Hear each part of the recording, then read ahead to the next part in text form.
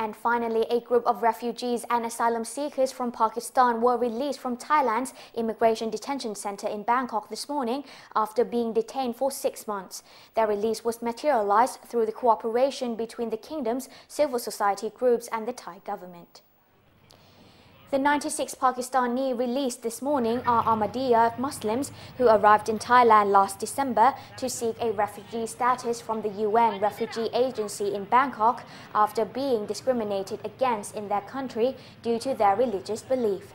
The Ahmadis, followers of a religious sect that was founded in the 19th century in India, have been prosecuted and discriminated against in many parts of the world, most recently in Indonesia, because some do not recognize Ahmadiyya as a legitimate branch of Islam, spurring religious hardliners to attack them.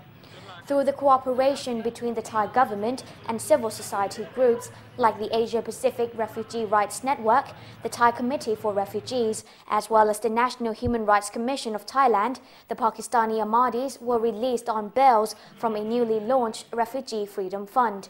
Dr. Amara Pongsapit, chairperson of the National Human Rights Commission of Thailand, said the money from the fund will also help these 96 Ahmadi Pakistanis to stay in the kingdom while awaited for the UNHCR to resettle them in a third country.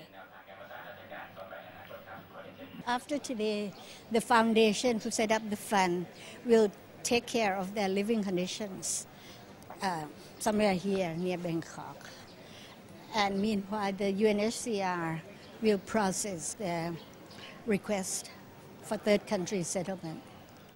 The bail money, which came from Refugee Freedom Fund, was launched by the Thai Committee for Refugees, or TCR, to overcome the kingdom's lack of legal framework in dealing with refugees properly, according to its executive director, Weerawit Tianchainan. And he also said the TCR will campaign for the establishment of a refugee law in Thailand for the future. And TCR, the Thai Committee for Refugee Foundation, is going to propose a refugee law in Thailand. By the use of the constitutional right, we will launch this national campaign to support draft refugee law on the 20th of June this month, which is the World Refugee Day. It's also the commemoration of 60 years of refugee conventions. So we would like to see how Thailand would be able to move forward and establish this legal framework so then we can deal with this problem systematically. Thailand is currently not a member of the 1951 United Nations Convention to the Status of Refugees. The established fund, however, will be utilized to help facilitate other refugee cases in Thailand in the future. And that's it for this edition of ASEAN News Update. I am Sirisha Prashumyat and thank you for watching ASEAN TV. Until next time, Sawadee Kha.